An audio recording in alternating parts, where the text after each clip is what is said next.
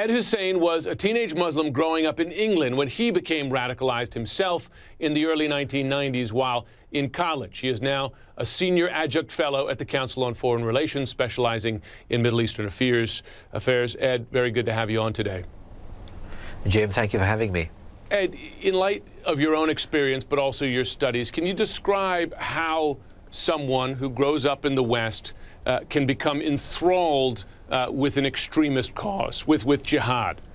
There's this problem of immigration, integration, and the lack of belonging here in Europe that allows for the most extreme preachers from the Arab world to come to European countries and then find an open field for recruitment, which then led to them radicalizing an entire generation of young Muslims here with a very, very appealing and seductive message of you're not Europeans, you're not British, you're not French, you're not German, you are only Muslim.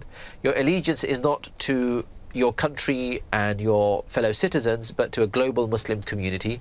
And your cause is to create a leadership, a caliphate, spiritual and political, for this global community, which will then go to war to solve the problems of the Muslim world, be it with Israel, the United States, with Russia, with China, because only the language of war and confrontation and death essentially matter. I know you've made the point that while Britain has a bigger problem with this, in part because the Muslim communities are separated, the more insular, that the U.S. has an advantage. There's more of a national identity, an American identity that helps fight this. But fact is, there are Americans today going to fight alongside ISIS and other radical groups there. It is still happening. How do these groups manage to be such magnets, even in the U.S.?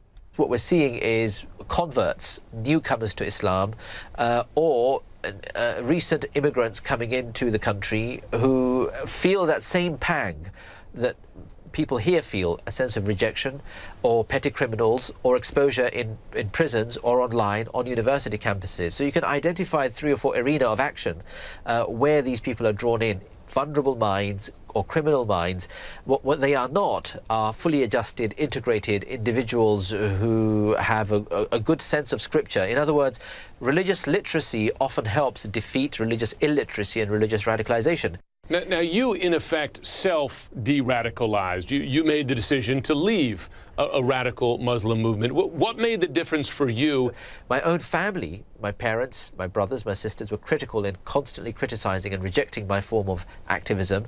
A second factor would be meeting, in my case, Americans and others who were critical of my rejection of Israel, but my embrace of Hamas. A third factor would be going to travel in the Middle East, ironically enough, and meeting mainstream orthodox traditional Muslim scholars who opened my eyes to the difference between normative Islam as understood by 1 billion+ Muslims and this modern warped perversion ideological form of activist Islam.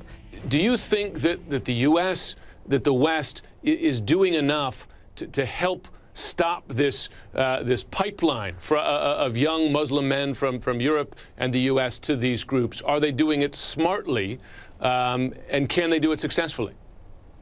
They're not doing it smartly, Jim, but they can do it successfully. There's a whole host of problems in our work. Firstly, too often, as is the debate now in the US and here in Europe, we're reverting to old solutions. In other words, can we bomb ourselves out of this? What we should be doing is fighting that war of ideas within Islam and Muslims, because the vast majority of Muslims are still with the West, and we should be unleashing an ideological war which leads to winning hearts and minds and offers a better narrative, a better way forward than the darkness and the evil that ISIS offer.